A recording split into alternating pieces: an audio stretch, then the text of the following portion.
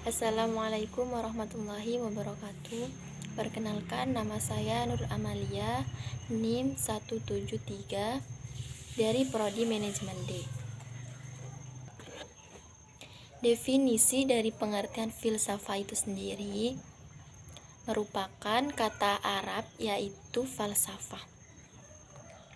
Secara etimologis berasal dari bahasa Yunani atau philen yang berarti cinta dan sophia yang berarti kebijaksanaan.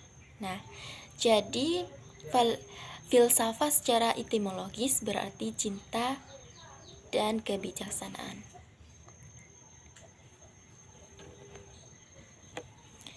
Sifat filsafah itu terbagi menjadi 4, yaitu bersifat kohoren, 2, bersifat menyeluruh, 3, bersifat mendasar, 4, bersifat spekulatif.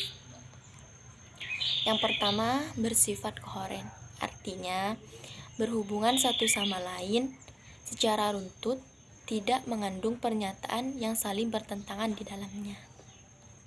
Pancasila sebagai sistem filsafat, bagian-bagiannya tidak saling bertentangan meskipun berbeda, bahkan saling melengkapi, dan tiap bagian mempunyai fungsi dan kedudukan yang sama.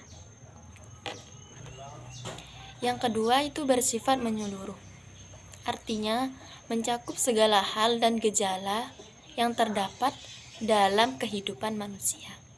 Pancasila sebagai filsafat hidup bangsa merupakan suatu pola yang dapat mewadahi semua kehidupan dan dinamika masyarakat di Indonesia. Yang ketiga, bersifat mendasar, artinya suatu bentuk perenungan mendalam yang sampai ke inti mutlak permasalahan sehingga menemukan aspek yang sangat fundamental. Pancasila sebagai sistem filsafat dirumuskan berdasarkan inti mutlak tata kehidupan manusia menghadapi diri sendiri, sesama manusia, dan Tuhan dalam kehidupan bermasyarakat dan bernegara. Yang terakhir, bersifat spekulatif, artinya buah pikir hasil perenungan sebagai peranggapan yang menjadi titik awal yang menjadi pola dasar berdasarkan penalaran logis serta pangkal tolak pemikiran tentang sesuatu. Pancasila sebagai dasar negara pada permulaannya merupakan buah pikir dari tokoh-tokoh kenegaraan sebagai suatu pola dasar yang kemudian dibuktikan kebenarnya melalui suatu diskusi dan dialog panjang dalam sidang BPUPKI. Alasan diperlunya kajian Pancasila sebagai sistem filsafat itu dibagi menjadi 2. Yang pertama, filsafat Pancasila sebagai genitivus objektivus. Kedua, filsafat Pancasila sebagai genitivus subjektivus.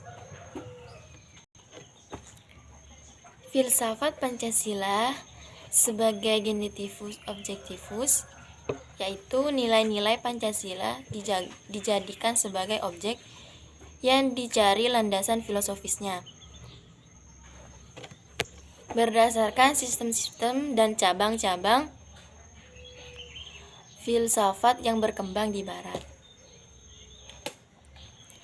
Misalnya, Notonagoro menganalisis nilai-nilai Pancasila berdasarkan pendekatan substansialistik filsafat Aristoteles sebagaimana yang terdapat dalam karyanya yang berjudul Pancasila Ilmiah Populer.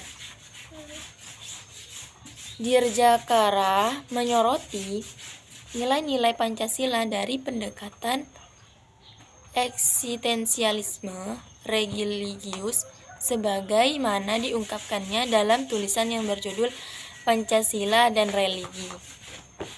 Yang kedua, filsafat Pancasila sebagai genitivus subjektivus, yaitu nilai-nilai Pancasila dipergunakan untuk mengkritisi berbagai aliran filsafat yang berkembang, baik untuk menemukan hal-hal yang sesuai dengan nilai-nilai Pancasila maupun untuk melihat nilai-nilai yang tidak sesuai dengan nilai-nilai Pancasila. Selain itu, nilai-nilai Pancasila tidak hanya dipakai dasar bagi pembuatan peraturan perundang-undangan, tetapi juga nilai-nilai Pancasila harus mampu menjadikan orientasi pelaksanaan sistem politik dan dasar bagi pembangunan nasional.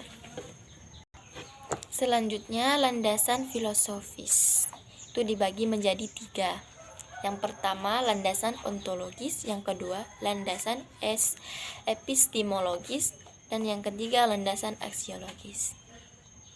Landasan ontologis Pancasila yaitu landasan ontologis Pancasila artinya sebuah pemikiran filosofis atas hakikat dan reason entry.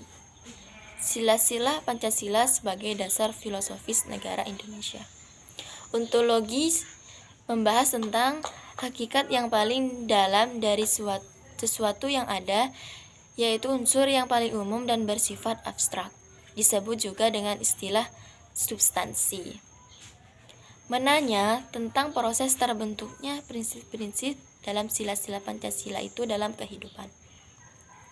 Yang kedua, landasan epistemologis Pancasila, yaitu istilah epistemologis terkait dengan sarana dan sumber pengetahuan atau knowledge. Epistemologis adalah cabang filsafat pengetahuan yang membahas tentang sifat dasar pengetahuan, kemungkinan, lingkup, dan dasar umum pengetahuan. Landasan epistemologis ini artinya nilai-nilai Pancasila digali dari pengalaman atau empiris bangsa Indonesia, kemudian disintesiskan menjadi sebagai pandangan yang komprehensif tentang kehidupan bermasyarakat, berbangsa, dan bernegara. Dan yang terakhir yaitu landasan aksiologis Pancasila, yaitu istilah aksiologis terkait dengan masalah nilai atau value, menegaskan bahwa nilai itu merupakan kualitas yang tidak real karena nilai itu tidak ada untuk dirinya sendiri. Ia membutuhkan pengemban untuk berada.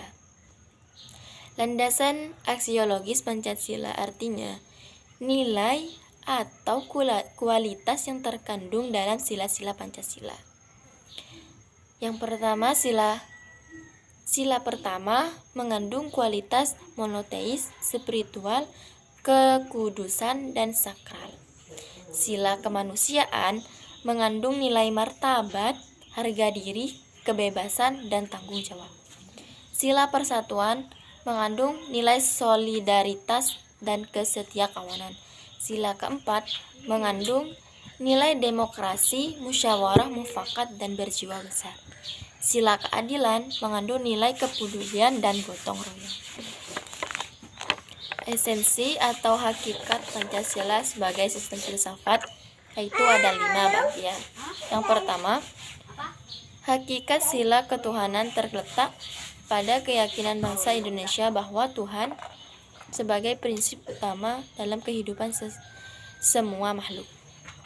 Kedua, hakikat sila kemanusiaan adalah manusia monopolaris yang terdiri atas 3 modualis, yaitu susunan kodrat atau jiwa raga, sifat kodrat atau makhluk individu sosial, kedudukan kodrat atau makhluk pribadi yang otonom, dan makhluk Tuhan, nota negoro. Ketiga, hakikat sila persatuan terkait dengan semangat kebangsaan. Rasa kebangsaan terwujud dalam bentuk cinta tanah air. Keempat, hakikat sila kerakyatan terletak pada prinsip musyawarah, artinya keputusan yang diambil lebih didasarkan atas semangat musyawarah untuk mufakat, bukan membenarkan begitu saja pendapat mayoritas tanpa peduli pendapat minoritas. Kelima, hakikat sila keadilan terwujud dalam 3 aspek, yaitu keadilan distributif, legal, dan komutatif.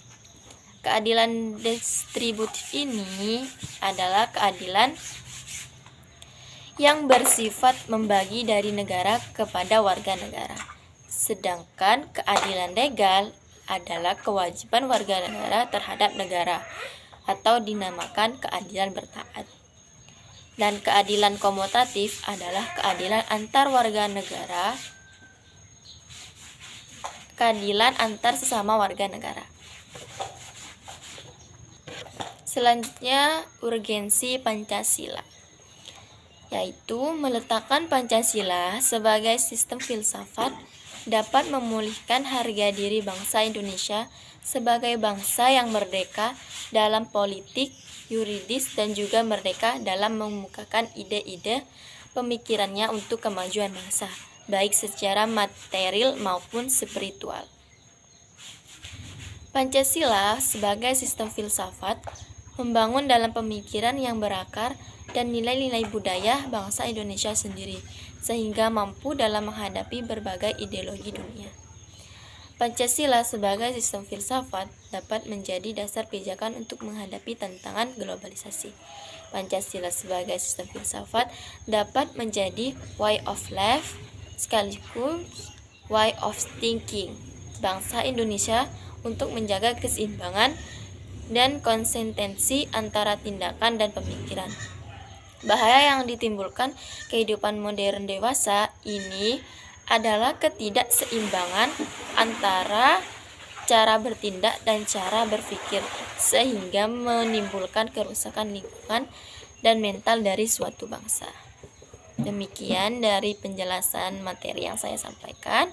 Mohon maaf apabila ada kesalahan. Wassalamualaikum warahmatullahi wabarakatuh.